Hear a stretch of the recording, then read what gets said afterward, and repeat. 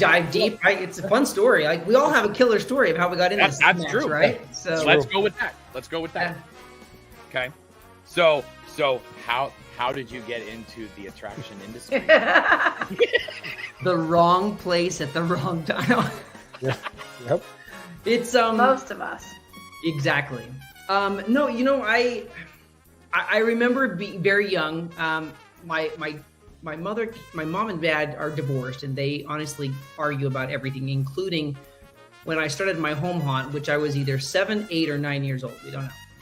But I remember that I went trick-or-treating with some friends, got a really big candy bar at house number 1, went to door number 2 with my friends, and it was like some stupid, I'm going to probably offend someone if I say like dots or something. So then I was like, screw that, I'm going back to this other house.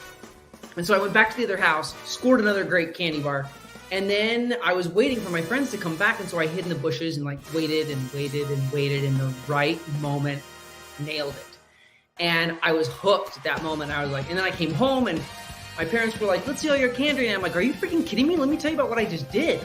And from there, my dad loved it. It was like, okay, this kid obviously has problems, and so I need to build him a casket so that he can continue doing this. I need to build him a casket. And it's downhill from there. And I home haunted for a while and loved it. But it was like back. I don't remember, like back in the day. I mean, this would have been in like the 80s. That's our circus tent area, or circusy area. I don't like, we put that in specifically because our first year somebody wanted to be a clown and they were one of our main people, and so okay, I built them the circus tent, and now this is where we raise our grandkids and where we train younger ones and things like that. She's all right, Trees. I'm fine. Thanks for checking on me, though. I'm good. Do we need to dispatch a batch of Mexicans to help you? Man, at the junkyard. Oh. That used to be a vortex tunnel. It used to be a vortex tunnel, yes, until the snow collapsed the entire building. And the rings of the tunnel itself. So we kept the bridge. There's part of Spider Hollow. Yeah, there's the rules. That's where I stand. That's my spot right there. I like it. Don't be a jerk. Yeah. Have fun. Bury your own bodies. And depending on who is there, I tell them, I wanted to put "Don't be a dick," but my wife wouldn't let me because we got kids coming through here. There's That's Bernie. where Mike films all of his promos for the No, Haunt Chat that's Live. not. No, that's the Hillbilly Chat. You did our video. You're You did our back video, then. mine and Dan's video Dan's video for the... Yeah, my that's video. where I Yeah, danced. That's where I danced at. Right. Yeah. That's not a real horse, right? That is a life-size fiberglass Arabian. Okay. Wow. Yeah, that's Where'd you score that? Yeah. out of an antique store, and it was in crap condition, and we fixed it up. That was our first most expensive prop purchase. And got us our first newspaper article. Yep. Because I did want to show, because I know that you're embarrassed about being, being highlighted and stuff like that. But I think that you need to be highlighted for your character at Dent, because I know you worked really, really hard on that character, from what it looks like to how he acts and how amazing he is to. Are you talking about the Pumpkin Smasher? Well, this right here, I mean, there's like so much going on in this picture. Like, so much awesomeness, It's just... It's a story in the story. right? Oh, that was Gabe. Gabe, at that point, Gabe was 5 years old, and we were at a promo event, and Gabe kept getting closer to me. Like, I'm in costume, and he gets closer, and then as soon as I look at him, he runs away. And this promo event was about an 8-hour day because it concluded with fireworks at the end. So we had breaks there, and God, it was hot. So Gabe just playing all the time, back and forth, and then Gabe, I guess, would go on social media and look for Pumpkin Smasher videos. And his mom would message the Dent Schoolhouse page about our Lights On event, which is what this was, and she was asking if Pumpkin Smasher would be there because Gabe is like obsessed with Pumpkin Smasher. So in this video,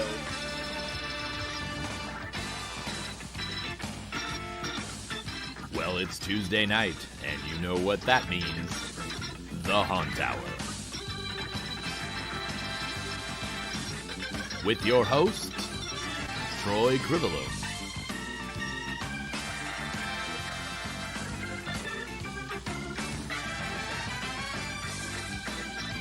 Susie Fleesick.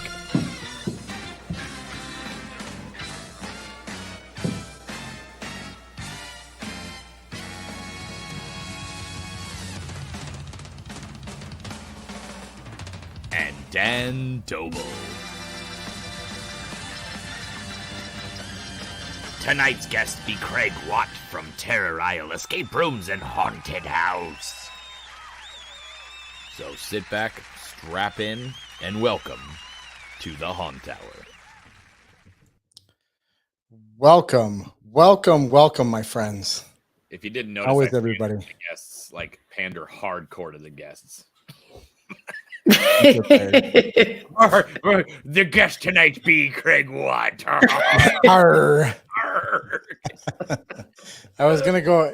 You put that costume up there. I should have went and got it. I was trying to spend the last 2 minutes before we started to find my phone. You know what you should have done? His walk Yeah, maybe as the pirate. That would be good. What did you say? If you're gonna take the time to go get all that pirate stuff on, Exactly, you won't stand in front of a green screen for 8 minutes and do literally. Oh, it that's wasn't even 8 sitting minutes. out. I see. Literally, on for show. I'm telling Craig you. is more important than my walk. I got it. I'm fine with that. I'm fine with that. I know you are. Okay. All right. Good. Dan, Let's see how much silence we can have. I'm struggling hard. Dan right is now. still kind of under the weather right now, so this struggling is the hard, I'm part not where gonna Dan lie. introduces us and says welcome. You know. Yeah, I'm struggling. I had to go find my phone, and now I'm all thrown off. Welcome, everybody, to another fantastic Haunt Hour, Season 3, Episode 11. I'm one of your fantastic hosts, Dan the Haunt Guy Doble. I'm here with Troy and Susie, and tonight we are going to be talking about Halloween shit. That's right. Haunted house shit. That's You right. do that. Susie, you got a new backdrop. Me? Oh my God. How long have you been gone or sick or whatever? There's like little glory holes behind you. Yeah, what's going on? Please don't use that word. What's going on back there? We got and you got feathers hanging from the thing. What are we like? They're not feathers. It's eucalyptus, actually. Yeah. Ah. So just a little bit of new decor. And those are mirrors. Is that okay? Or They're not- or get ready for it. They're OnlyFans webcams. Oh yeah. Yeah. Just saying. That might be what they are. There's actually 3 on each side. You can't tell, but yeah, there's Wow. 3 on So each side. Classic. Like a panoramic. It is. Yes, It is. Absolutely. Yeah, this is Oh. where I film for my Right. OnlyFans. Makes sense. Totally makes sense. Meanwhile, my daughter's in the other room, probably like overhearing and like dying and wondering what the hell we're Really? talking Is about. this what happens? Yeah. Did they say mom and OnlyFans? Yeah, right. Exactly. That's messed up. I got told by my son today that I'm embarrassing, and I was like Yes. ecstatic about that because Uh-huh. he went to a pizza place tonight to play video games with his friends, and which I'm ecstatic about. He's out of the house. I'm like, yeah, let's do it. But he's like, can you drop me off around the corner? And I'm like, no, That's not happening. no. And he goes, but you're embarrassing. And I'm like, that's my job. Exactly. Yeah. You And guess want- what? I'll be here 15 minutes early. I'm gonna come Holler in in and your talk, name. and I'm Holler gonna in come your in and talk to nickname. the other dad. Hey, how's that weather out there? You see that? No. How about the Mets? Yep, that's about right. That's right. Oh my gosh. Was my boy good? Did he Are you say wearing your good? New Balance? Are you wearing your New Balance tennis shoes? I am. You have not. to be I'm wearing your my- embarrassing I'm shoes wearing and my your shoes. I don't. New your Balance. dad I, bod, you know? Just I got gotta roll Crocs. up, I got telling Crocs your with dad spurs on the back. jokes. Whatever. You are New Balance compared to us. Mm. Well, no, Dan's legit New Balance. No, not yet. No, No, yeah. Don't put me in It's that house- category yet. it's house slippers. That's what it is. House slippers. I don't House have slippers. them. I wish I did though. No, Right. no. At that point.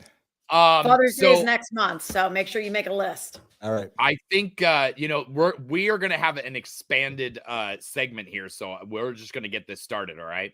All right.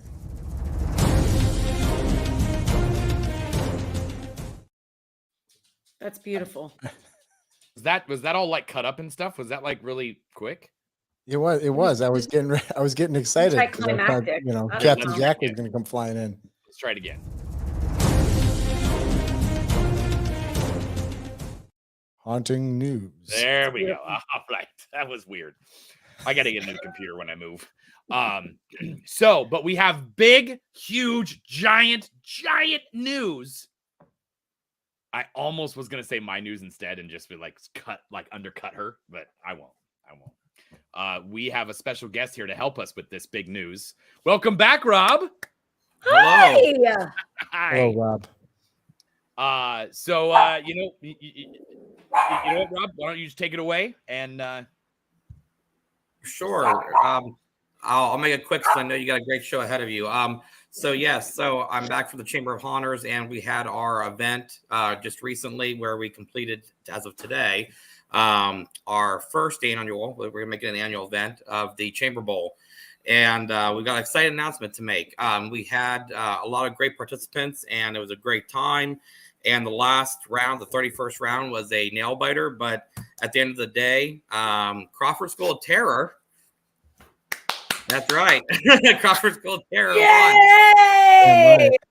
Listen, That's right. I wish So they get the prize. I There it is. should have Look had at this that. all. Oh my God. Listen, you guys have no idea. You know, Robert, I'm going to tell you, I didn't know what the prize was until we interviewed you. You know Right. that because you didn't really like No, say I did it or not know. anything, And then when we interviewed you on the show, I was like, wait, what's that? A wrestling belt? Like, then I got really serious and I was like, I have to tell everybody I know. It's a badass And idea. then I was like, is there something wrong with me that I want this? Like, is this like my inner like WWF like 1980s like child coming out? And that made me real excited. But today, obviously, I was at work whenever we found out, and I should have video footage of that. I don't. Look, there's Michael. Let's go, Crawford. There's video footage, and we should have had that because we were like all like jumping up and down, and we have cameras in the coffee shop, and I should get that and play it. You should. We did see that. It's so good. Like, it's so good. We were all like, we're waiting for 10 o'clock because you were like announcing at 10, and we were like, oh my gosh. And it was a nail biter for sure. Absolutely. That was a good round. I mean, I was impressed. It was a good round, and both of you were strong in it, and it was a well fought fight, and like I said, I'll be honest, I'm very happy for you. I'm jealous too because I wanted that belt, and I'm the one that designed it. I really am. Yeah. I know it's going to be good. I mean, cannot wait. I can't wait to get it. And then somebody was like, I think it might have been said in the coffee shop, and then somebody said it online, like, you need to do a photo op with the belts. And I was like, yeah, absolutely. And then I want to get one of those like plexiglass, like, things that you put it in, and then people can just like take pictures when they're visiting the haunt. there you go. Yeah. This is big. But I will say, I sometimes am at a loss of what to post this time of the year. Mm-hmm. And a lot of times I don't post on the haunt page. And this was fun because it brought everybody kind of out, like halfway to Halloween, just kind of, because we don't do an event. I know that Afterlife does. They do a halfway to Halloween event. I think it's this weekend. Mm-hmm. And we don't do an event. So we really don't have a big reason to like post at this time of the year, other than like, hey, we're building, we're getting ready for the season, like that picture, like this is so many days till haunt season. You're like, I don't know what to post. So this was really fun. But it's funny because when you have more than one person who's in charge of a page, Troy and I, we don't communicate and say, hey, I'm going to post something. So if you notice, we posted a lot. Once was him, once was me. And I was like, because I was in the bathroom and then he was in the bathroom this morning. And he's like, I didn't realize you posted already. And I'm like, oh my God, yes, I posted in the bathroom and he was in the other bathroom. And it's just, it was funny. So we both posted. But anyway, so it kind of gave us a reason to like kind of get people to watch out, and people got excited. So many people from my hometown reshared as well. And they were like, yeah, we're going to bring the belt home. And I'm like, oh my God, everybody's into this. And our town's very small. There's only 7,500 in our town. But people were real excited. So thank you for, doing this fun thing, because it really was fun. And I mean, honestly, I think it's a great thing for the industry. So Well, It's that's just what a I lot told, of fun. I mean, yeah. go ahead. Sorry. That's what I told Afterlife was I was like, it allowed people to learn about these other haunts they may not have heard of. Right. And there were several in here that I was like, and put that on my list because I mean, that's an amazing thing to do in April and May, when nobody's really thinking, outside of, going to the convention, nobody's thinking about haunts right now, except for the people that are building them, And so this brought it back out to, hey, these are haunts.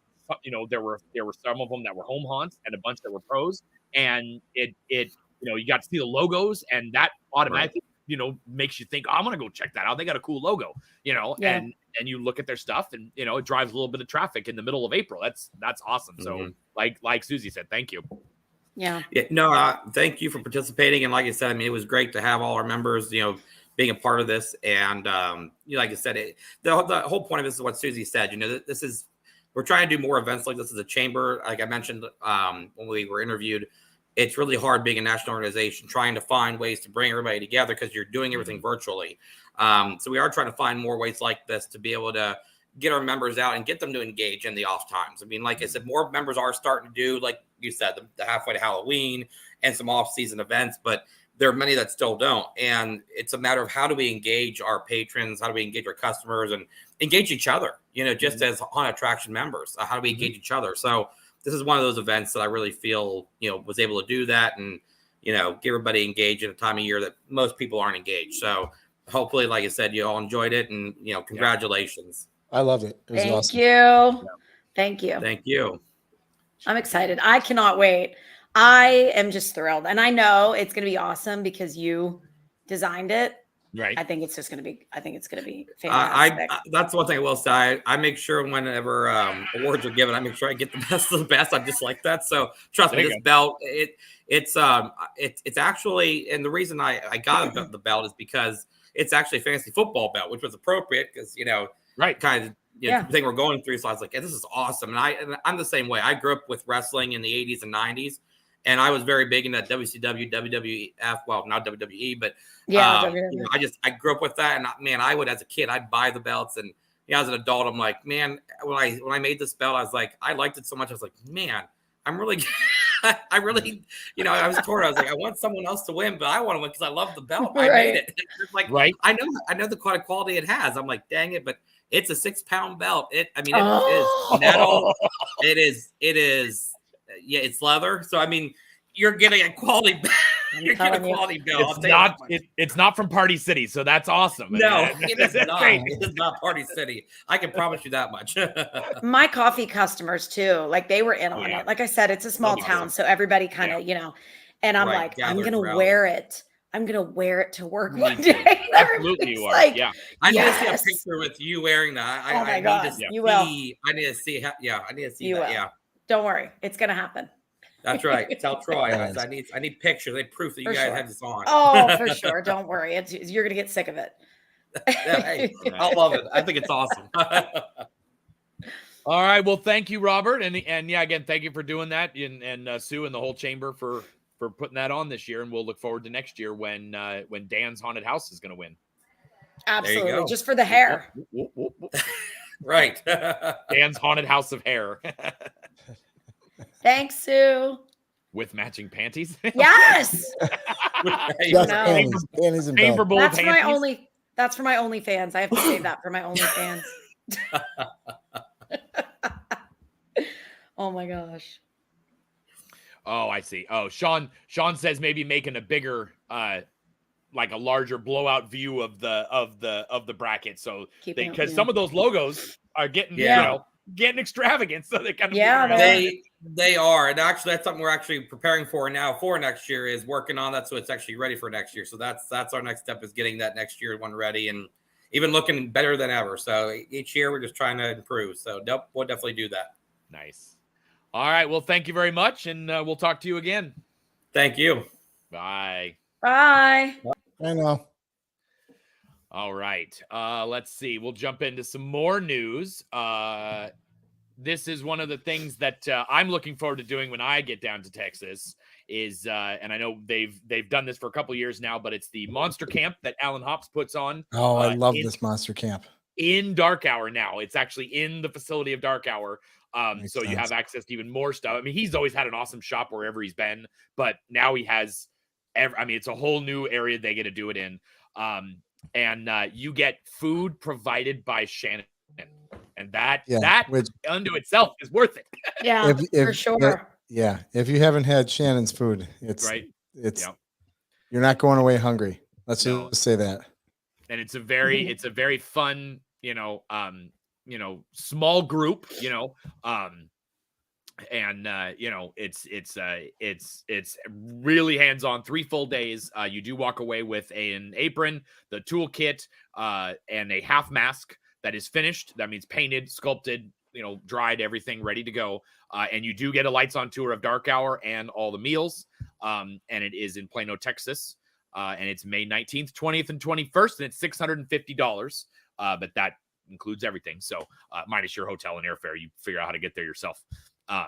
So you can, I don't know how many spaces they have. I think it's like 12 or something. So I think that's pretty cool. But it is rigorous. So don't think you're going to come in there and be like, well, I don't know how to do it. Like every 5 seconds, like, you're learning, but you don't have to have any experience in it though. So it's not like you have to be advanced. Like I could do it. I mean, I'm all thumbs when it's latex stuff, but he's saying I could do it. So I trust him. So we've got that. The other one that I wanted to talk about was Aiden Finnegan, who we will probably have on the show next year. They are making a movie, and it's like a gritty VHS style movie. So it's shot on like analog and all that kind of stuff. So it's going to be a vintage style horror in kind of the Scream type of look, but it's the this is the copycat killer. And in the trailer at the very end, he kills the girl and then he sees a ball of yarn on the ground and he like gets totally distracted by it. It was pretty funny. So they've got they're crowdfunding it, and Aiden is he also runs Dark. Oh, what is the name of it? Dark Night Halloween World in New York.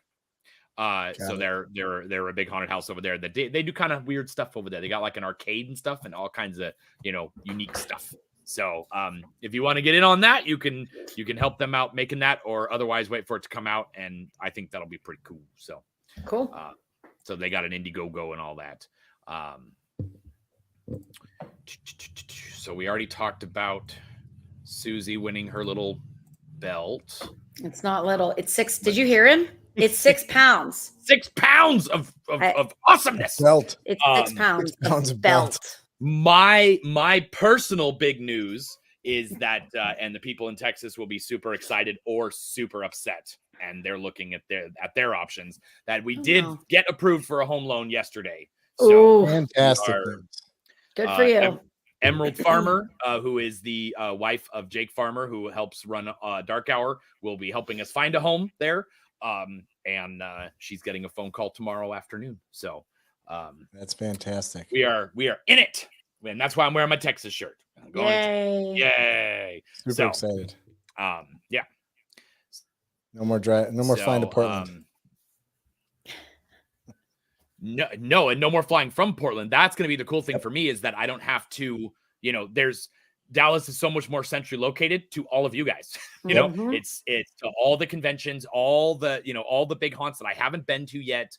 And just being able to be closer to haunters. So it's I got a lot of traveling to do once I get there, because I'm going all over Texas. I'm going to see all of it. I'm going to see all of go to Missouri and Louisiana and all that. So haunts, get ready. I'm coming. Sounds like a threat. Right? It is. It really is. I have a question for you now. Yeah. I have a question for you, Troy. So with you being, like you just said, like centrally located and with like your people and everything, if somebody would approach you and want you to be a part of their haunt in more than an actor way, like a main part, would you ever go pro? Now that would mean you possibly couldn't do all your other things because it would be more of a job, like a career. Would you ever do that? Issue comes in. So, you've actually heard on this show in last season, Alan Hops did say that when I announced that I was coming to Texas, he said, I get first dibs on Troy and this is his new home. I've been mentioned many times by people at Dark Hour that this is my new home. Right. So there are two problems with that. One, it's me. And I tend to not filter myself when I'm online. And I don't want to put that on any haunted house. I don't know anything about that. Wow. You know, first time I'm finding out. Not that they wouldn't be able to handle it, but I'm not going to sit there and say, well, I'm going to tone down myself and censor myself because I don't want to upset them. You know, there are times where I think about something that I said and I'm like, people might not watch the Haunt Hour now, or people might not go on the Terror Tours now. But at the same time, I'm like, I'm okay with saying it because it needs to be said, or I feel passionate about it, you know? And I don't ever want that to hurt a haunt. Not that that's an ego thing or anything like that. It's just he wants it to hurt Haunt Hour, but he doesn't want to hurt right. I don't give a shit about this. I don't want to hurt Dark Hour or Purgatory or Terror Isle. You know, so it's that, and we are I've announced it on Terror Tours, but we are expanding the Terror Tours. We are going to Pennsylvania next year as well as Texas. So that's 2 weekends now that I'd be gone. And you know, right there, I would have to say, well, I can't be there for 2 weekends towards haunts, you know, right in the beginning of haunt season. And I don't know too many, you know, haunts that are like, oh yeah, that's fine. Just don't be here for 8 days out of the season, you know? So, you know, would I help, you know, them in the off season? You know, if Alan said, hey, can you come help us with things or whatever, or I'm bored and they allow me to come and help them work on things and learn something. Absolutely. But for haunt season itself, I would probably have to say no for probably the next 10 years. Cause I want to see where Terror Tours goes. I really love that part of it, but I also want to be able to travel. And so in that area, I need to be able to go see what's over there that I haven't been able to, you know? And with the RV, I can just go. You know, I don't have to worry about hotels. I can go drive to Netherworld. You know, everybody else on the show says they get, they want to go. Now I can just hop in the RV and stay. I can park it outside in the parking lot. You know, so I would be flattered, and I would be humbled if somebody did. I don't think I'm that great of a person to work on stuff. I'm not. I mean, I do a lot of home haunt stuff, but I don't necessarily think that I'm that caliber. But I would not turn down helping at places and learning from them, because there's a lot of education out there that I have not gotten yet. And I would love to have hands-on stuff like that too. You know, you can never stop learning. Speaking of never stopping learning. Never stop learning, never stop talking. How about that? Well, we already know how to fix that problem. No, right? How about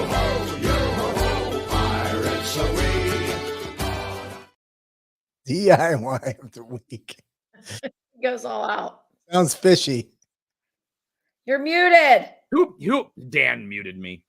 Sounds fishy. I don't like him having that power. So I've been watching this guy for quite a while. It's called The Maker's Cave. And he is actually watching right now too, because I alerted him that I was going to say this on there. That he takes the hard and makes it easy-ish. You know, you gotta have a little bit of technical knowledge, but he does a really good job of explaining how to do some of these cool effects. And everybody's done projections, but this video specifically is how to take a regular Atmos effects video and make it programmable to the point where if you walk by it, it's a still picture and then it does the action of that. And you know, it provides the jump scare. So he takes an inexpensive bunch of products and puts them together instead of buying the really expensive stuff. Obviously you can do that. You can, you know, buy the $300 item, plug and play, and you're ready to go. I know a lot of haunted houses, that's their bread and butter. You know, they love to be able to make stuff, but not all of them have the time and the wherewithal, so they'd rather buy it. But he does a really good job of explaining it in everybody's terms. And you know, it's all just plugging and playing and, you know, connecting cords. So it's and plus I'm going to take a picture of his place, and like, that's what I want my shop to look like when I get there. Is he in his shop right now? He might actually be in his shop right now. He might be watching badass vertical TV right there. Dang it. we can't advertise for Fast 7 or fast what? Fast 19 or whatever. Here it comes. Furious. I know, right? Only on the hot tower. I know, right? We have everything here. So he's very thorough about it. And it's a great amount of information that he gives in a very concise, easy to understand way. So I appreciate his videos. I appreciate what he does for the industry as well. So you can check him out at the Maker's Cave. Repairing, he does repairing things, prop sounds, all kinds of stuff. So not just Halloween stuff, there's lots of other things as well. So there's lots of information there if you choose to go check it out. So you can apply to your haunted attraction. Yeah. What else do I got going over here? Oh, I got this. Okay. All right. Dan. Yeah. Do you hear something off in the distance? Arg. What? You hear a pirate? What? Arg. I do hear one. You hear a pirate? Look, he's already drinking. That boy. And you wondered where all the rum went. Whiskey. There you go. It's an old fashioned today, right? Yes, sir. There you go. Oh, those are my favorite. How are you guys doing? All right. How about you? Good. Tired. Building shit 24 hours a day, 7 days a week. Never stops. So, as we start with every episode, why don't you introduce yourself? Where you hang your hat every morning when you wake up, and how you got into Halloween in the beginning of your life, out of diapers, and we'll move on into the salty seas of where you are now. Salty seas. Well played. Wow. Well played, Troy. Y'all have more puns than the AI I've been using for my social media posts. I'm just going to use Troy. You're better than AI. I'm going to. Oh, darn. Yeah. That's your new job when you come to Texas. You can just do all my salty posts. My resume is like 8 pages long now, and nobody reads that far. So I don't know. It's getting rough. Yeah. So, I started this stuff when I was a little kid. I remember distinctly where I got hooked on haunted houses. It was a church in the town next to where the haunted house is called Lamarck, Texas. And I remember they had a haunted house there. It was an Episcopal church called St. Michael's. And I just remember a cardboard tunnel and a coffin. And that's all I remember. And it's stuck in my head. And I remember when I was a kid, I would do small little haunts in the garage, typical kid stuff. And it got, pretty big into that. And then I got into alcohol and other things. When I got in high school, forgot about haunted houses for a while. College didn't mess with it. But when I got back to moving back to where my haunt is, Texas City, my hometown, with my kids, I started doing stuff out in the yard in 2000. And it got a little bigger and a little bigger and a little bigger and a little bigger, to the point where then we did a garage haunt. And I remember one of my bosses, I do insurance by day. Don't call me haunted houses. I hate insured haunted houses, only insured to one of my friends and mine. But I remember one of my bosses, one of the banks that owns us, he was drunk off his ass in there with his kid. And I had the fog so deep in this garage haunt, he couldn't get out of there. And I was hooked doing that. I just loved doing it. I did it with my oldest daughter. It was a big deal with us. And then from there I went off. I moved to another town called Friendswood, where I live now, and it just got bigger and bigger and bigger. So I had a really pretty solid home haunt, and I loved it. I had the front, and you can still see it. It's called Fiendswood Manor. It's on Facebook. Instead of Friendswood, we call it Fiendswood. And so I had a big cemetery front, and then a walk through to the garage, where then we would just do all kinds of stuff in there. And I did that till my kids left me, and then went off to college. And so then after that, I was just like, what am I going to do now? Well, I'm going to do it by myself, because none of the neighbors, of course, would help. They just come over and drink. Yep. Typical neighbors, right? Yep. So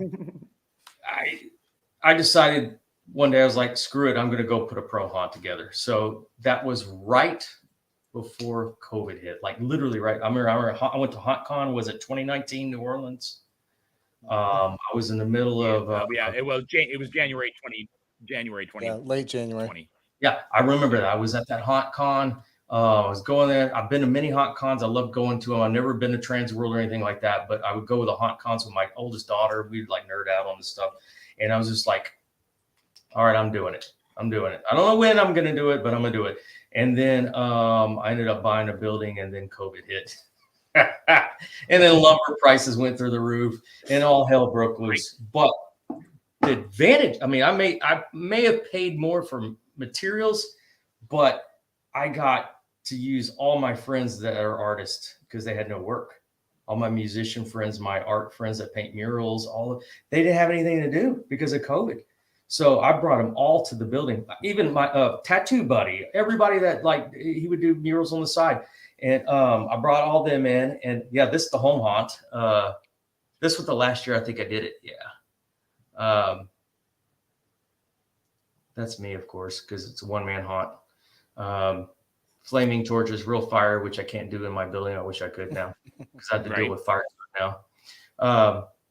But I brought in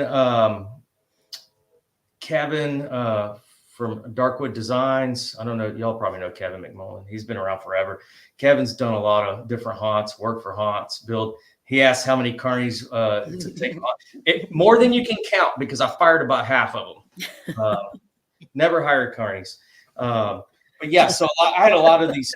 I still have these in the garage. I think I'm going to pull a lot of these out and use them in this little scene we're going to be doing. But a lot of masks I made. This video sucks. So I got my video quality is much better now with a pro haunt.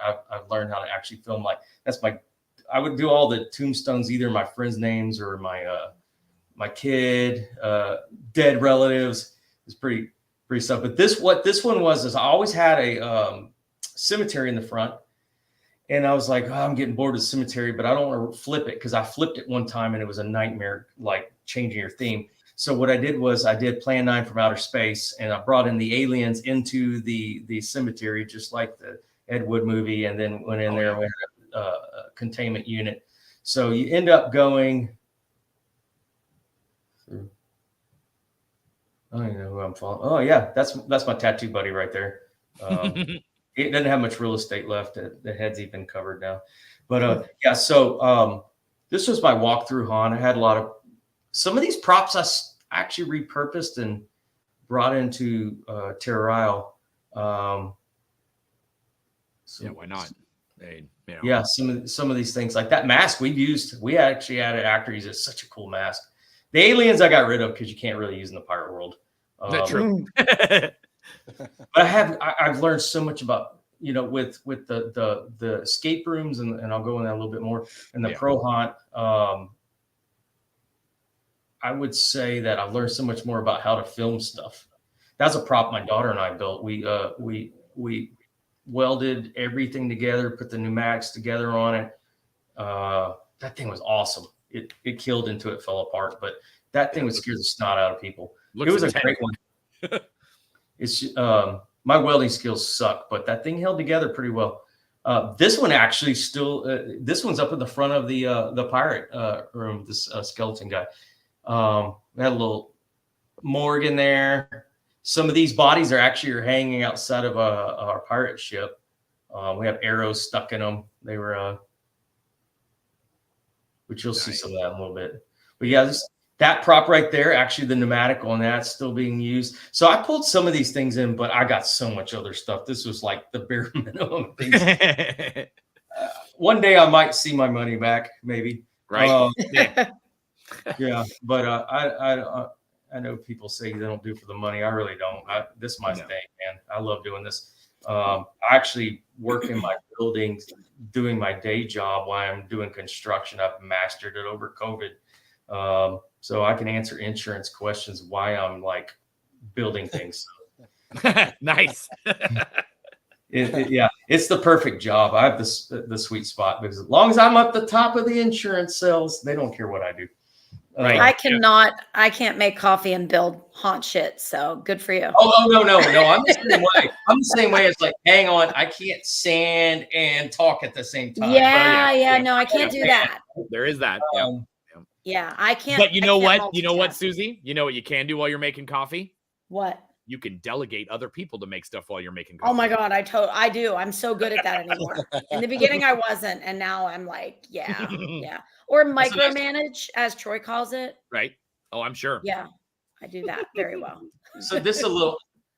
The last year we did this part was really cool. I like this part. Once we get past this little alien containment unit. So I did it was my first drop panel, and a lot of foam. Hey, you gotta get past this. Man, my videography sucks. I'm so I promise. It's hard to do a walkthrough video with a camera. It's very hard. What I learned, and here's a pro tip Okay. for home hunters, and actually even we've had pro video people come in. You have to flood it with a little bit of white light. Yep. So there's Wind Hinges Creek's little meter thing that'll hook to a radio to make it blink. I got aliens. There's a guy in a town one town away from us that I met up with all these alien stuff. And I was like, why do you have all this alien stuff? He writes alien books. He writes novels, and he has like one of the biggest collections ever, and he was getting rid of all of it. So I got so much alien stuff for this year. Oh, that's cool. That year on it. But that's me before I became a pirate. Couldn't see shit in that mask. That mask will be sold at an oddity show at the end of the month if anybody wants to go to Houston to get it. There you go. But yeah, and anyway, so that was my last hurrah on that, and then we got into this thing. So I was like, okay, what am I going to do? I want to build a haunt, but I want to do something different. I don't want to do clowns. No more clowns. There's too many clowns. So I was like, okay, I live by the water. Let's do pirates. Screw it. And the only thing I could find was Pirates of Emerson. I mean, like a full dedicated pirate haunt. Yeah. And they're not even fully dedicated. They have like a central part, and then they have some other themes around the ship. But there's some sections, I think, of some people that have pirate haunts. But I was like, I'm going all in on this thing. So I went and actually met with Alan Hops and a couple other people, and I was like, Alan, I'm gonna pay you a little money. I want you to just tear up my plan. Here's what I want to do. He loved the idea, loved the theme. My flow of how I wanted to draw up the path and all this stuff sucked because I'm a home hunter, I'm not pro hunter. So we ended up dialing that in, and then I brought in Kevin and a bunch of friends, and then we built this thing, and this thing is a beast. And I will say the sets are movie quality. We're not the biggest haunt. We're 5,500 square foot building, 3,000 square feet, but the sets are ridiculously high level. Like the amount of money I got in these sets will rival a lot of big haunts, what they spend on their whole thing. The detail, from every little aspect of it. I mean, that's hand carved foam. We have talking skeletons. We have TVs with oceans. The floor vibrates in this room. These guys talk back and forth. And the reason why we did this, and I'll get to in a second, is because of the escape room games. But I mean, with escape room games, those people are different. They're not haunters. No, absolutely. I learned this the hard way. Right? Because what I did was like, okay, what am I going to do in the off season? Right. I'm like, well, I could do like a murder mystery theater thing. I could do this. And I said, you know what? I'm going to do escape rooms in there. But I'm going to put them in the games, in the whole haunt. And I was like, okay, that sounds like a good idea. Let's do that. It's super over the top complicated. Nobody does it this way. No. Nobody has escape rooms actually in their haunt. I mean, there might be one or two out there that I may not know of, because they always have them on the side. Hey, when you're done with the haunt, $5 more, you can play this shitty escape room game. There was one in Chicago that I went to. God, they're gonna kill me for not remembering the name. But at the end of it, you went through like a subway car, and the subway car was part of their escape room during the regular season. But it was not the whole haunt. It was just that one section that they used. Because the fire code's different. Okay, so for instance, like escape rooms have magnetically locked doors. Try that with your fire marshal in the haunted house. Right. Yeah. You know what I mean? Very true. We literally bolt the freaking doors to the walls and disengage that. I mean, my system's complicated. I mean, if the fire alarm goes off, everything powers down and the lights come on. All the magnetic locks unlock, but it's okay with escape rooms, but apparently it's not okay with the haunt. But so when you design an escape room and a haunt in the same footprint, you have to think in two different brains. Because think about this. Think about how much stuff you could throw in a haunt, just junk and clutter and trash and all these things that are loose laying on shelves. You can't do that in escape rooms. Absolutely not. Because the people that play escape rooms, they literally on that ship, they were tearing the floorboards up. Yeah. Stuff off the walls. This thing is so bulletproof right now. I allow BYOB in my escape rooms because like you can't break that thing. Everything's already broken. Everything's been hardened. Because there was a question earlier for Brian. Brian asked me, I was building a safe for a new game, and he's like, something about what was he asking him? Something about will it break or will the customers break it? After about 6 weeks, it's called a hardening period of an escape room. It's pretty much bulletproof. Like this thing right here. Okay, so basically in the 1700s, there were these safes that they had all the little nails in them and things like this. They didn't have dials. We're going to put dials on this thing for this game, but this type of thing, you put it in there, you let them break it. You're like, oh, how did they break that? Okay, well, let's harden it. After about 6 weeks, you got years before it breaks again. And a guy, escape room, my mentor in escape rooms, this guy named Josh, who wants Exodus Games. He told me that, and it held 100% true. So I just put the primer on that today. So I just got over my high from paint. Tomorrow I'm going to go at it again. I was going to use this stuff called Rub and Buff. It's a rough name for a product, but I may actually just use hammered spray paint on it. And then I do like that stuff. I love hammered spray paint. This Rub and Buff stuff I was watching, I love nerding out on all the different products and techniques out there. And this Rub and Buff really looks awesome. But what I'm worried about the death about on this thing, because I got one shot at this thing, unless I want to recode it, is the highlights, where we would dry brush things with this safe. I want to kind of dry rub it with the Rub and Buff. This thing's getting nasty. I'm sorry, guys. But they get the dry brush on there, and I'm scared to death of this stuff, but it is awesome. It's got metallic flakes in it, and it really looks like a metal product. So that's what I'm trying to do on that. But so escape rooms went in there. It is season wise. It's we shut down last year. 2 weeks before October, and then 2 weeks after October to flip back, and it was quite an interesting thing. So I opened 2021 first season. So I basically had a staff of people. We went our separate ways. I'll be nice. And I had 5 days to open, to get passed by the fire marshal and to open for the haunt season. And I literally lost 50% of the people that I had my stock in on running this thing. So I had a young kid who is a master foam carver that's done a lot of this stuff in here. I had a couple other guys. I said, let's roll. We can do this. So we did our first season and we killed it. People loved it. I mean, nothing but 5-star ratings. I had one Karen and that's it. So I did pretty good. Karen gave me a bad rating because she didn't listen to me. And she, you know how you got to time your spacing on your groups, and she ended up getting behind another group and missed all the jump scares. That's not my fault. You didn't listen, Karen. Right. Yeah. So it went really, really well. I mean, I was very happy with it. And then we as soon as haunt season was over, we turned in and started installing these games. So we had 3 months to install the games. We've run the games for almost a year now. We had a second haunt season in there where we were able to flip it over and then flip it. So now we got the rhythm down.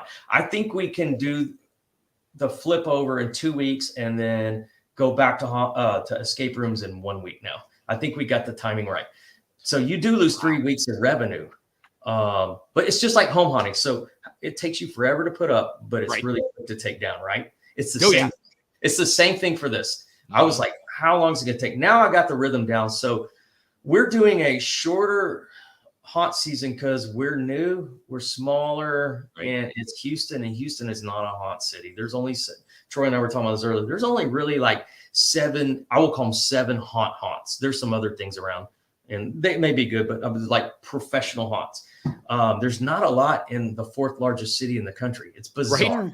So we don't have a culture of haunted houses, and I'm on the south side of Houston, right by the water. There's not any.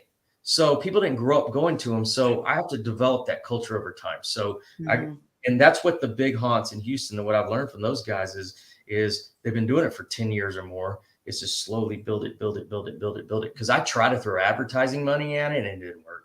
I mean, like gazillions of bucks on advertising, it didn't work. So just slowly build it. So the weird thing is these are 2 different businesses. There's the haunt business, and you got to have your brain on haunt. And then you got the escape room business. They are nothing. There's other than sharing the same footprint, they're polar opposite businesses. I'll give you an example. So like I have a tarot card reading room. I bring this girl in. She's been doing fortune reading tarot cards since she was 11. She's awesome. Haunt season, it was awesome moneymaker for me. People loved it. And they were coming out of the room going, wow, she's pretty deep. She takes it serious. She is good. I was like, okay, I'm going to bring that into the escape room. So last Friday 13th, we did this vampire themed Friday 13th thing. Right. So I brought in a couple of my haunt actors. We shot these really cool commercials. I built a set in our front room where we do our picture taking with a coffin and all this cool stuff, and made it real vamp style. And escape room people, none of them wanted to get their fortune read. That's not their thing. No. Nope. I find the same thing. It's the same thing at our haunt. Absolutely. I can't get over the amount of people that will come into our escape room, because we have a 60-minute escape room that we run all year and during haunt season. Yep. And they specifically come to just the escape room. There's hundreds of people waiting in line to get into our haunt, and they're not interested. Wow. And I'm like, they'll come and I'll somehow run into them. And I'm like, so you guys, did you do the haunt already? Just assuming they're doing the haunt. Oh, no, we don't do that. And I'm like, that seems weird. That literally, yeah, we're open 52 weeks of the year, and you decide to come on one of the weekends that we're open for the haunt. Right. I just find it odd. Like you could come any other time. I totally believe it, because I get so many. The biggest question I get, and I should put it right on my. Actually, I'm lying to you. I just redid my website. I have it right in the middle. It's not scary. Escape rooms games are not scary. Oh, because are there jump scares? Is always. That's the first question. What we do is we take all on top of the ship. We have this platform up there. It's just a wasteland of dead bodies and gory stuff. There's no gory stuff in the escape rooms. We even tried one of the nights we did a thing where we had live actors in the escape room games. And they were like more of like a Ren Fair type thing where they had lines. They were part of the scene, but they weren't jump scaring. They weren't like the top. They were pirates. They weren't like our like horror stuff upstairs. Right. And it was so distracting. People, it was messing up their games. And it really, because I thought eventually what would happen is I would take both worlds and it would turn into one, and it'd be one giant escape room, haunted house, horror. No, it won't happen. Because people can't solve puzzles when they're scared. Well, true. Okay, it's two parts of the brain, and you can't do it. And B, these people don't like it. I mean, they're different folks, and so you have to kind of like adjust. So we figured out how to flip it both ways now. We've got it now. So when we do everything we do, we go, okay, how can we do this? If we build this, how do we use it during the escape room season? How do we use it during haunt season? And it's computerized. So yeah. Craig, I have a question for you for the flipping portion of that. It's 2 weeks to flip and 1 week. 2 weeks to flip and 2 weeks to flip back, or 1 week to flip back. What's all entailed with the flipping? I mean, what do you break down what you have to do to change it from a escape room to a haunted attraction? Okay, so we are not a normal escape room place. So a typical escape room place has multi rooms. They're not interconnected. They're different themes. You know, you can be in NASA in one, and the next one you're in like some horror related one, and then the next one you're in a murder mystery and all that. And I was told to do that, and I said, screw that, doing that. Do that. And by the way, I'm glad I didn't do that because people love the way we do it. So I have a backstory on Terror Isle. We have a pirate king. He's the ultimate bad guy. He has a voodoo priestess that lives on Terror Isle. Is like a mythical, magical island, and she summons up the zombie pirates that protect the treasure. So he's held up there holding the treasure, and the story keeps moving as it goes. So the actual escape room follows the footpath of the haunt. So we have 3 games right now. We're working on a 4th one. But before we do the 4th one, I got another one I'm working on right now. It's a 15-minute one up front. It just never ends. So basically, you take a ship to the island, just like a movie, which is the first game. You end up on a beach. You end up in the jungle. That's one game. The next game is you're in a tavern, which is the footpath of the haunt. And from the tavern, you end up in a freezer room, into a butcher shop, to a voodoo swamp. And then the game that's being developed is in the first part of the house, which is the foyer, into the library. And then the 4th game, which we do have and it functions, is the dungeon, where you're in the dungeon and then you end up in the king's treasure room. So that path, what we do is everything's electronic. So we use this software called M3. Haunters don't use M3. M3 is an escape room software. This is where we start using some of the technology of the escape room world to make our haunt better. So M3 is a software that goes down to these units that they're called PLCs, that then communicate out to all the lighting, the sound, the pneumatics, everything. Okay. And it's kind of like a hub, right? And then it goes out to various like boo tunes and boo boxes and the things that we're all used to using. Right. So we can go upstairs and we have a program for, game 1, game 2, game 3. And then we have a 4th program, which is the haunt. And the haunt is on a loop where escape games goes in a pattern and then it's done and you reset it. So what we do is we pull all the audio cards out. I mean, I don't know. If you know anything about DMX, I have 2 universes of DMX that are completely full. That's not even. That's a lot. I'm going to add another one. That's how much tech I got in this place. Right. So I have TVs that have live actors that talk on them. TVs, by the way, no offense if anybody's using, they don't scare. I learned that first season. They don't scare, but they're great for atmosphere. So what I've done now is I went from using them for like atmosphere type scare things to more of it's an open window that goes somewhere. It just creates more space because my building's small. So I use illusions like the TVs to show other rooms, those types of things. Okay. So the TVs change. They're all card based, SD cards. The sound changes. The lighting program changes. So escape rooms are much brighter, a little bit calmer. We go more intense. I use all the lighting I have is DMX lighting. I mean, most of the stuff is I just went blank. The Philips stuff. Help me. Philips Hue? No, Philips. The guy. Y'all know him. I just went blank. Gantom. Oh, yeah. Gantom lighting. I have the Gantom 7s. Sorry, I just went blank. It's a long day. And the Gantom 7s, I have UV capability. I have all the lights. I have an amber color in there. So I have countless Gantoms in there. So I can change the whole layout of the place and the lighting. So what we do is we walk through just like any other haunt. We come up with our concept, our characters. Then we go into how's the scare going to work in each room, the flow of the scare. and then we go one room by room with a tablet, and we can create the lighting we want, the tricks, the gags we want, and it goes back to the computer once it's programmed, it's set. And then we got to pull all the dead bodies out, and then if we're going to make anything gorier and all those types of things. So that's the program, how it works. This year we're doing something different because you always hear this, what's the rule of thumb, 25% of your haunt you need to change every year. If you do that, you're going to go broke. I figured out why haunts do that. If you want the real truth, haunts do that because the people that do that are the ones that work there and they're trying to keep their job. Because 25% of your haunt, you're changing for a crowd base that about 80-90% of them don't come back.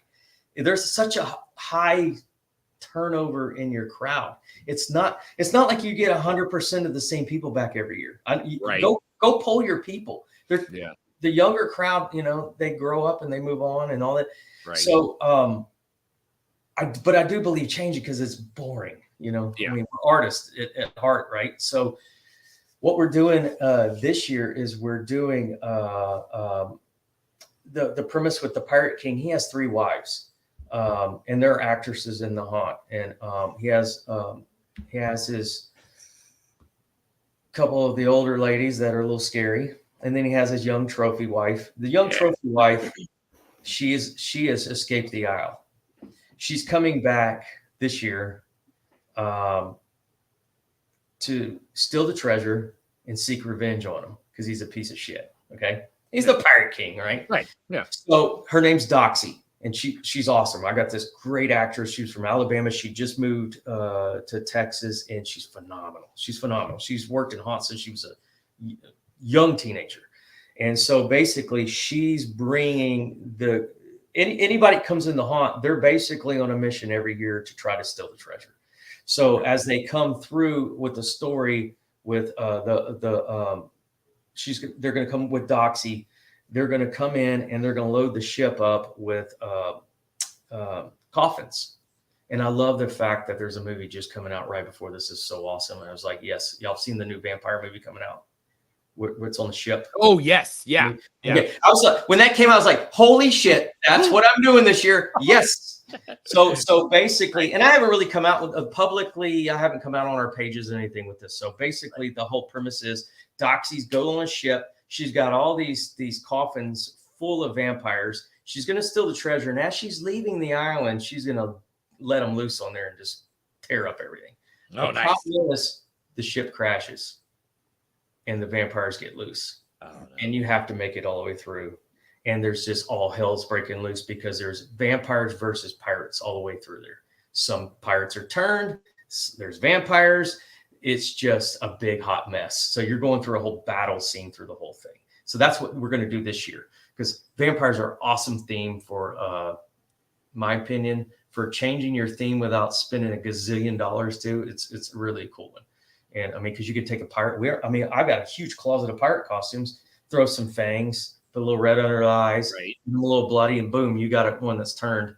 We're bringing a lot of bat props. We're making a lot of bat props and things like that. So, and then what we do is we always think, Dan, what we always think about is how can we use that stuff later in the escape? Oh, right. Mm-hmm. How to double up so you're not spending money twice.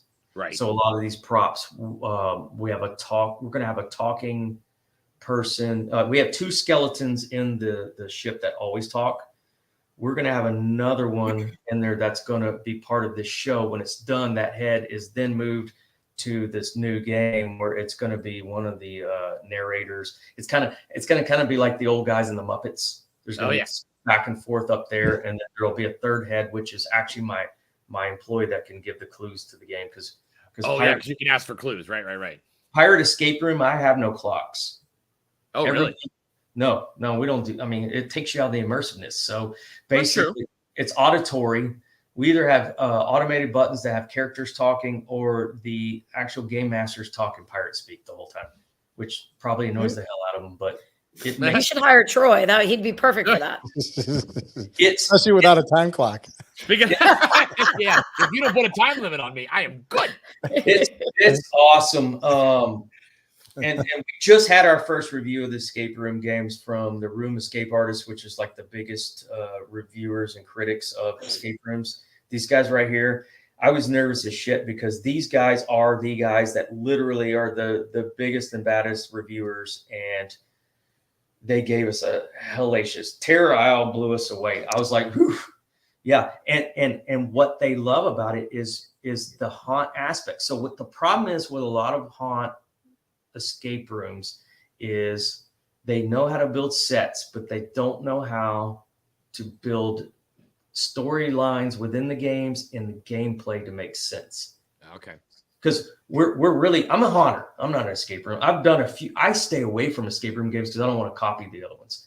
So basically, it's being able to communicate that story and where it flows, and the puzzles aren't like, oh, I've seen this one off the shelf puzzle, and oh, this is how that works, and there goes that old stupid low lying fruit gag, you know.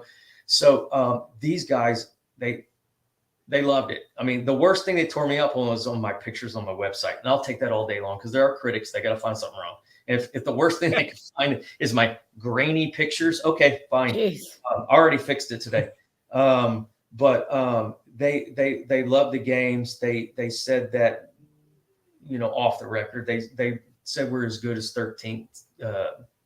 13th Gate in Baton Rouge, which is like one of the highest marks you can get for a that was my first ever escape room ever in my life. I got to go do that one year after HauntCon, and I was like, oh great, all the rest are gonna suck compared to that.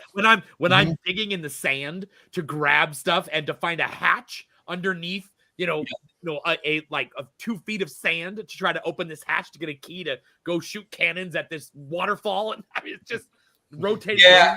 And that's what I tell people. I was like, look, guys, there's really hard puzzles and some really simply decorated games, and escape room people like that too.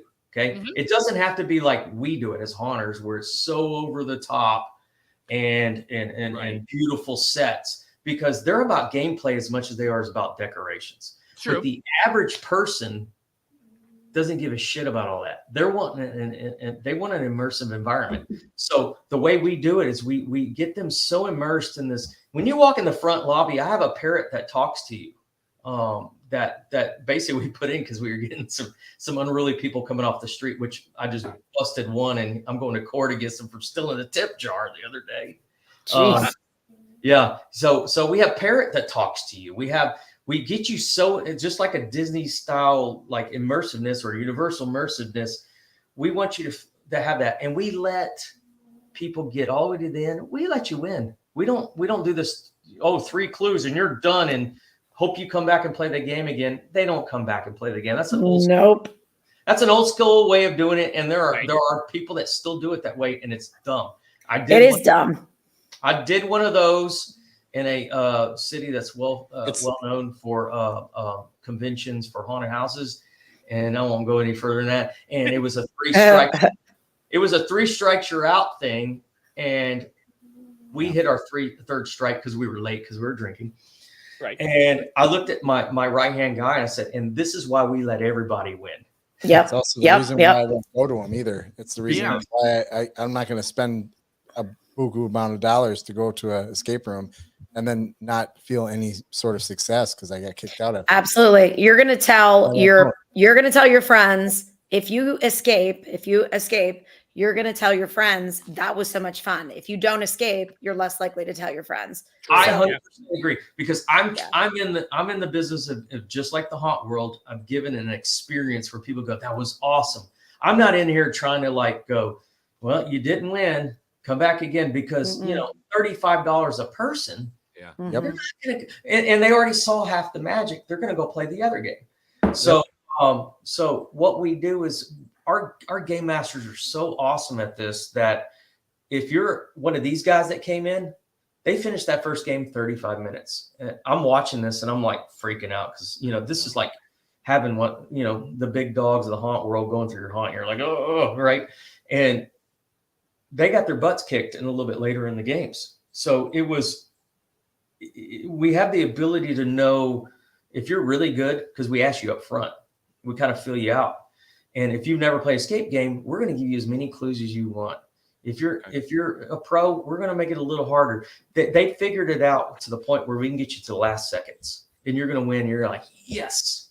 And that's what I'm selling. I'm selling experiences, not like come back and play again. Yeah, entertainment. We've talked about that a lot this year. That it's not about how many people you get through. It's not about how much money you made. It's how much experience you gave them. That's it. Yeah, it's quality over quantity. I mean, absolutely.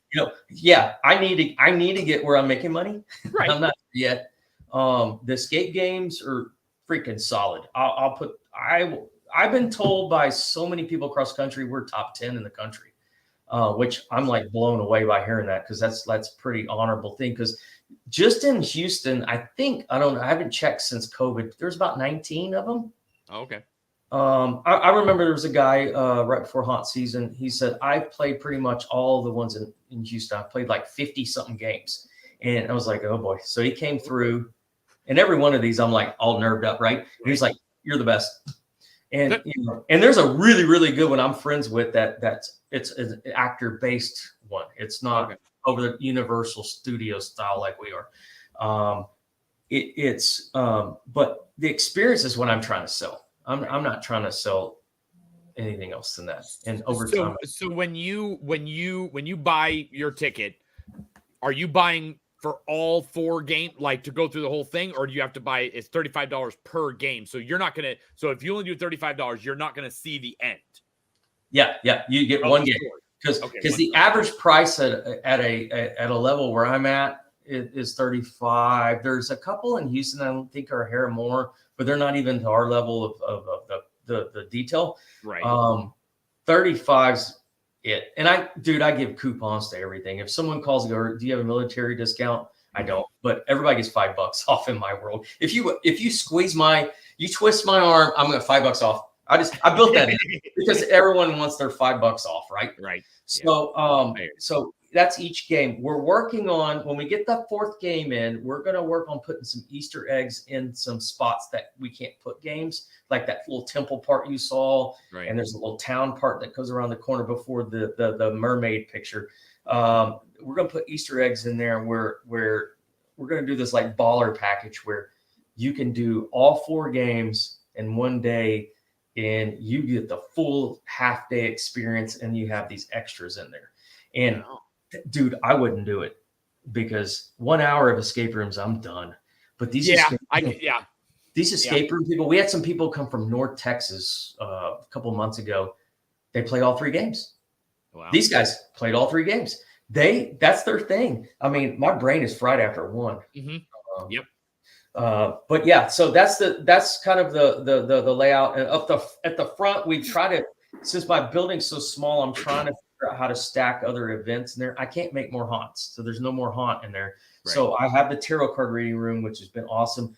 We're building a 15-minute game in this little pocket on the other side behind the ship for the escape room side, but we're going to computerize it where it's a 5-minute game during haunt season. Oh, there you go.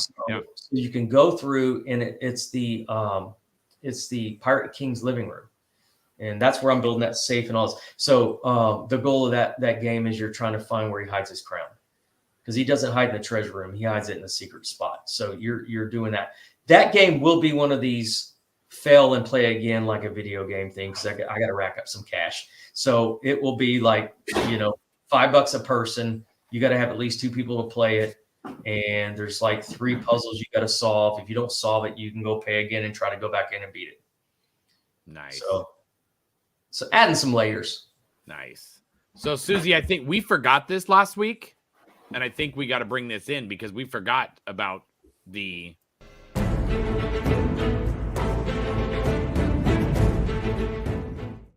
Haunter's Toolbox question of the week. You forgot it last week? Yeah, I don't remember what I did yesterday. How am I supposed to remember a week ago? It's Toolbox Tuesday. So Susie, all right, Craig. How do you find, hire, and retain actors? First of all, I love Brian. Half the reason why I do what I do is because of Brian. Yeah. We all love Brian. Brian rules. I've been listening to Brian since I was a home hunter, and he knows this. I ask him questions. He asks me questions. We love it. So haunt actors. So I don't have a problem getting actors. I don't have to fill 150 spots. I have 20 actors. Okay. Which is awesome because I can doll them up way better than if you had to have 150. So I use Facebook for the employment thing. I put it out there. As everyone, I'm sure y'all have heard this before. It's awesome pre-haunt season advertising. Yeah. You go out, you put it out there, you're advertising your haunt. And also if you have local city pages, like I live on the local city pages, advertising my escape rooms, there's only certain days you can advertise on there, but there's an extra day for employment. So you get an extra day in there so you can advertise the haunt inadvertently. I'm always trying to find creative ways. So basically I go onto Facebook, I put out the ad, I put a little money into it because Facebook is a for-profit business anymore. There's no more of this organic growth stuff on there. If you want to be seen on Facebook, drop some cash in the advertising. It works. That's how I get half my people to escape rooms in the haunt. So you go in there, you create the employment application, put the qualifying questions on there, because if you don't put the questions on there, you're going to get some people you don't want. They won't follow instructions.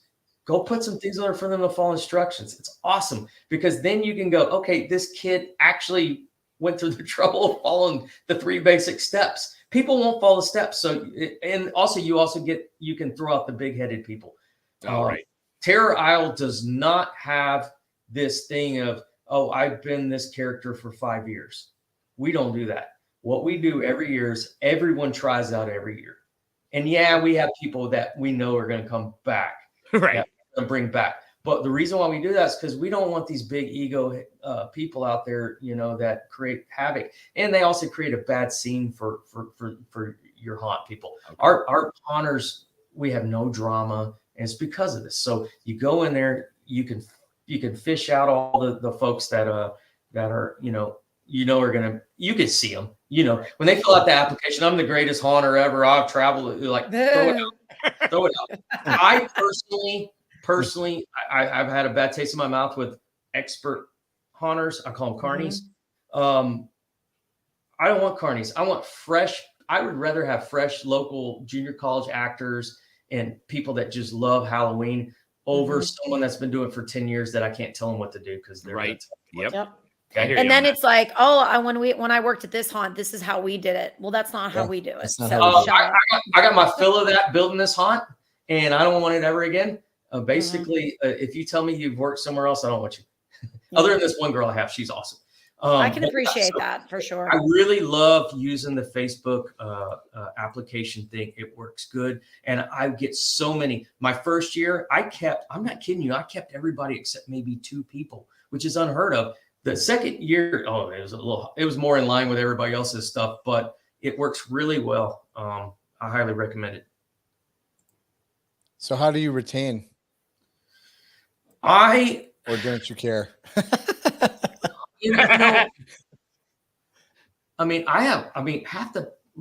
the people came back the second year. And I think, first of all, make it a nice environment. No egos. No, I'm the important actor. I don't play all that shit. I just throw all that out. I pay for Texas minimum wage is like $7.50. Okay. Just for reference. I paid last year $10 an hour. Okay. To my knowledge, I might have paid the most out of any haunt, Houston area. And that's not that much money, not especially with 20 actors. So it's not my biggest, my biggest expense advertising. It's everybody. I have a little group on Facebook where they talk and stuff like that and chat. And they've developed a bond and all that things. But this year I'm going to do it probably a little different. I'm going to have an attendance bonus. We do use Brian's. We use all the patches. Great badges. Yep. And my haunt master. But we do that. They love the P badge. There he is. Yeah, the P badge is the big honor at our place. We made like 4 or 5 people pee their pants, which is something they love. But it's just creating a nice environment and letting them know that they're not just like numbers there. and people love it. I don't think you have to do much more of that. Don't treat them like shit, basically. Yeah, it's pretty much right. Yeah. And they love it. They love it. And I feel because every year we're going to change our story. So it's going to take different characters and different casts. And I feel bad because I think there's going to be people we can't bring back because they just don't fit the cast. And it's going to suck. But that's how we want to do it. We want everyone to try out every year. I think Dent is the only other one that I've ever heard of, because I know Max told us that when he was on, that he has to try out for his Pumpkin Smasher, role every single year. So I think Dent does that. They may not do it for all of their people, and like you said, kind of who's who's going to come back every year, and you're like, you're really good in that spot, but I still want you to try out for it. But I'm already going to put you there, No, we have our actors try out every year, but we do it because we want to see, like, if I have the same actor doing the same type of thing for 2 or 3 years, because we retain a lot of our actors. I want to see what else they can do. Oh, okay. I don't want you in the same spot, because if you're, if you're a crawler or whatever, you might be really good at something else that I'm not aware of. So we have everybody try out every year, and you don't try out for a position. You just try out. I just want to see what you can do, and it's fun. And not only that, it's not just about the acting; it's about looking for managers and actors, the characters that you are looking to move up. And if they're showing those management skills in those acting experiences, you've got something there too. I mean, that's you're right. You're right. You made me think about something. So the way our escape room game masters are, that's my management team. That's how I retain them here all the way around. So Jamie is one of my lead painter. Jamie goes in and paints everything. He's a kid from a local high school kid that I picked up during COVID, and Jamie wasn't COVID. I didn't pick up Jamie. I did get COVID, but not from Jamie. But Jamie goes in, and Jamie is an awesome painter. But Jamie, it was a very quiet, reserved kid. Got into the escape room stuff. Jamie's not a haunt actor. Jamie's very quiet, but just a real quiet artist. Jamie is a kick-ass game master. Jamie sells more what we call replays. So when you finish an escape game, you go, hey, that was fun. Do y'all want to play another one for 20% off?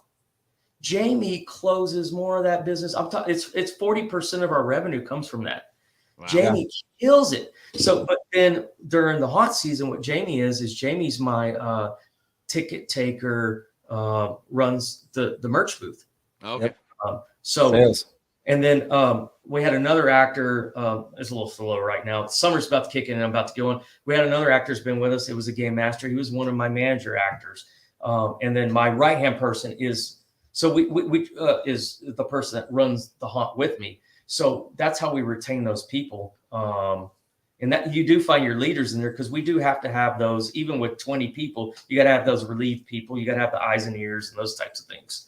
But the tryouts definitely, even if they've been there, if they're good and they've been there 2-3 years, they're going to get a part. But we have different parts this year. So is it a one-trick pony person? Because we have one that's amazing at one act, but I don't know if she can do the other acts. Yeah. Yeah. You basically have to find somebody with the fire.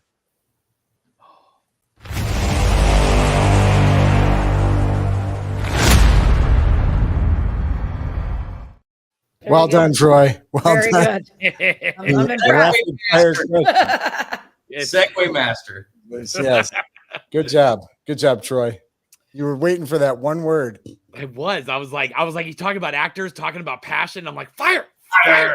Say it. Just fire. Nobody else say it, because I want to say it. All right. Rapid fire questions, Craig. We got 5 of them here. Are you ready? Got it. Okay. One after another. Don't think about it. Just answer. And we didn't change anything from last week when I wasn't here. Well, we changed it while you weren't there, because we got the okay to do that from me and Susie. All right. Well, it's back to the original questions. Yes. All right. Ready? Question number 1. If you had 1 hour with any haunter, who would it be?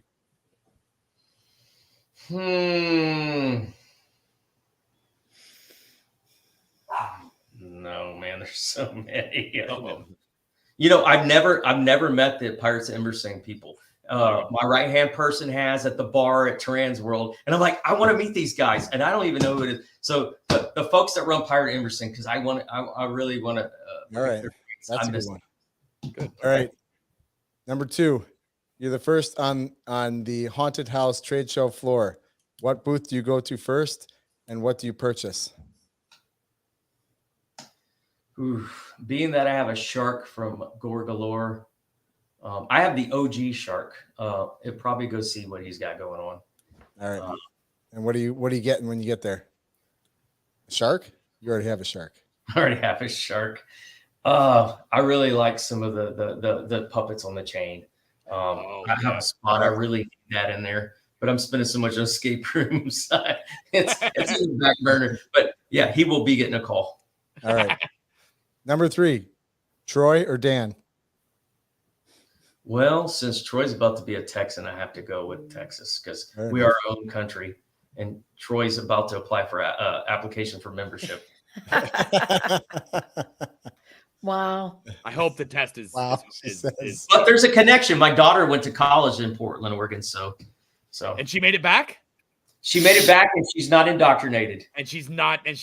I mean, okay, that's good. That's good. Question number 4. I know where she went. So, if you had a chance to go to any haunted attraction, which one would it be? Ooh. Yeah. You know, let's go real close. Let's go 13th Gate. All right. And then the last one, which this one might be a change from what everybody else says. Actors or animatronics? Well, surprisingly, it depends on what you're talking about. If you're talking haunt, actors all day long. Escape room? Yeah, it's animatronics. Yeah, see. I'll give a dual point for that one. Dual point. Well, there you go. We did get animatronic last week, Dan. Oh, did you? We did.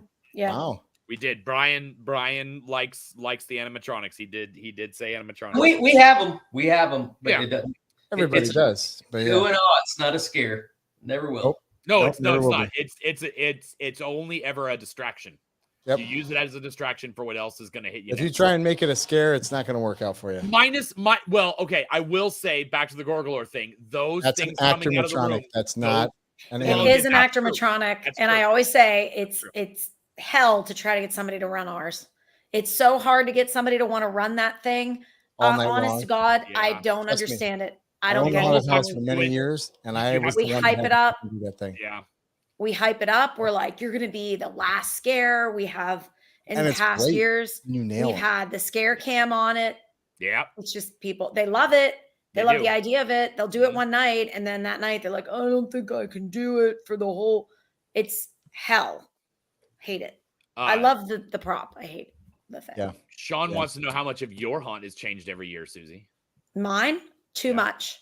Too much. And when he said that, when Craig said you'll go broke, you're not kidding, because yes, Yep. we do. But it's different because like you, Craig, we also have a theme that we try to stay true to, but you're always trying to figure out like, how can I keep Crawford School of Terror without having like 50 themes that don't go. Right. But yeah, it's probably 35 or 40% every year. And Wow. I hate That's that we a do lot. that. That's a We lot. don't set out for that. It ends up Just turns into a every year we're like, this is the year that we're changing like 4 scenes. And then that's the year we literally took the haunt. You used to enter here and exit here. We switched it one year. You entered here and you exit here. Oh, That was the word. That was 2020. That right. it's the one thing that I learned my second year, and I learned it from a very wise haunter, which I will not name because it doesn't deserve to be talked about, but he was a very wise man. And he said that with a haunted house, when you walk into a haunted house and when you walk out are the only 2 things you remember in an attraction. Mhm. That's true though. Walk in, the first room, and the last room. That Everything else, goes is along there. with that 45-minute Yep. thing Well, yeah. for me. Mhm.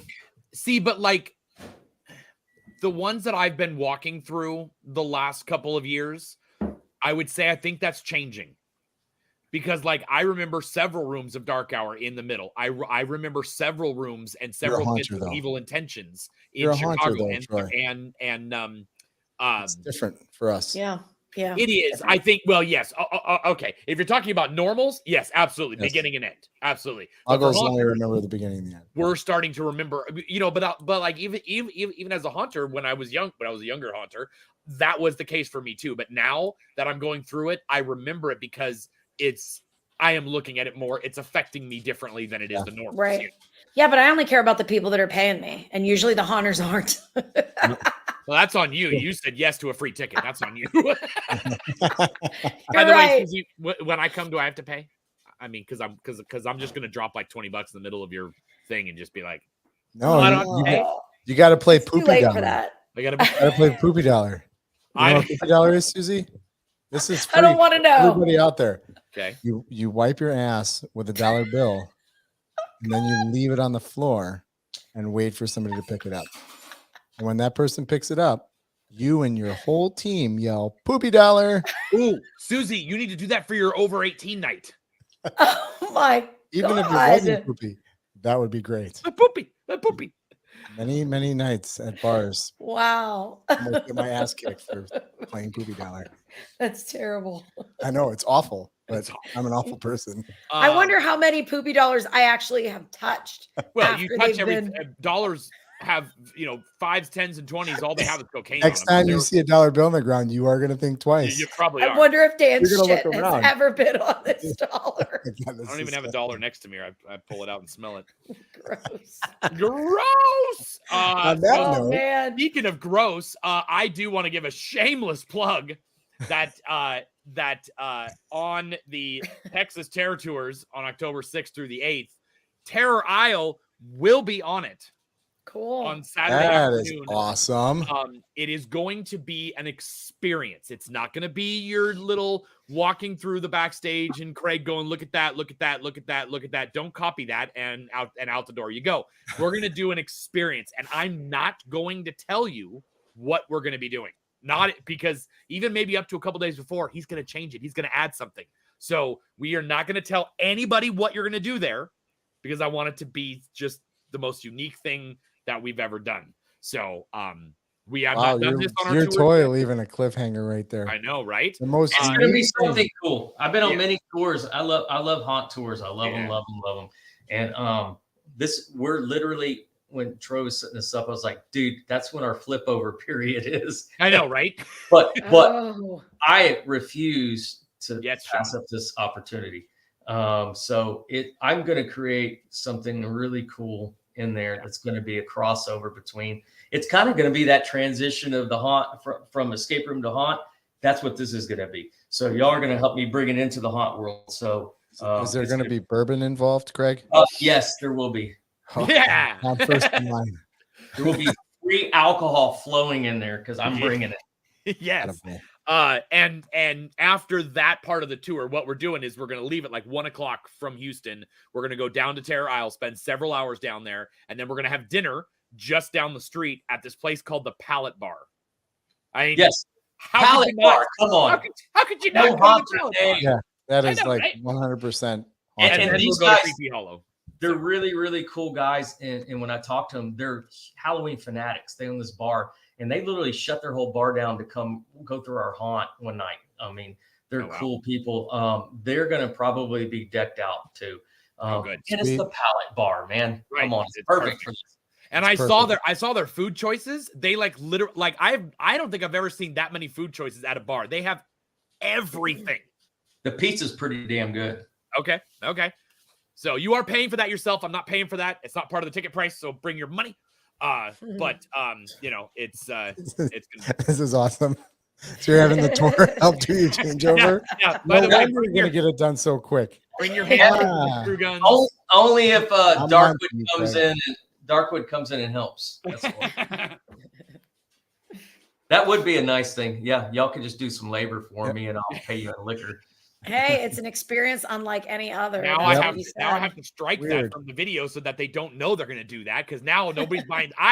Now I got 2 refunds. Thanks, Craig. Thanks. Yeah. Yeah. Hey guys, here's a hammer. Here's a bottle. Let's get to work. Yeah. You're not leaving for another 3 hours. If Sean's going to be on the tour, then you're not going to get. Do not hand him a hammer because he'll be drunk and he will start throwing the hammer at people. And it'll be terrible. They're gonna get the super behind the scenes tour. It's called Building That Shit. Building that shit. First ever haunt tour where you build the haunt. You're going to see later. I like it. It's like no other. I'm going to copyright that. Nobody else do that. Nobody else do that. That's mine. There will be a major waiver. Right. Well, God, yeah. So if you want to check out all things Terror Isle, you can go to their website, terrorisle.com. That's where you can book your escape rooms, where you can check out the haunted house stuff. Evidently, you cannot go home. So there's a slash. No, you're not going home. No one goes home. Nobody goes home. You can also go to the Terror Isle Facebook page. You better like it. See, I've liked it. By the way, I absolutely check when I do these that I've liked and subscribed to all these things. Because a few I've been caught off guard. Oh shit! I didn't subscribe. My bad. So you can check out all their cool stuff. They do some, look, I mean, education. Look, there's even education on there. You can check out your pirate flags. God damn it. Panties. They're called Jolly Panties. Power fags.